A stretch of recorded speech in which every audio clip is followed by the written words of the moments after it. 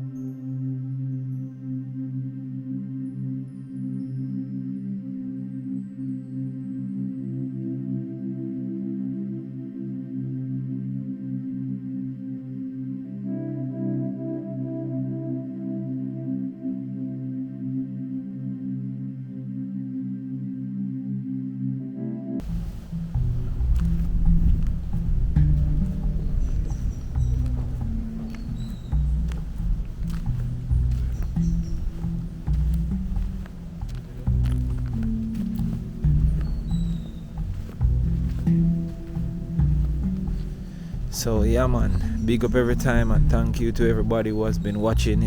As I said, it's not a big property, so hope you guys enjoy that. So if you come to Portland and you want somewhere nice to stay that is just relaxing and cozy and you're on a budget, trust me, this place is one of the best place for you to visit. You understand? This is all Nations Guesthouse, so definitely check it out. You can watch the room tour also for reference and you will see exactly what the rooms look like. So based on the one that we stayed in, so yeah man, so check it out and I hope this be a reference to somebody.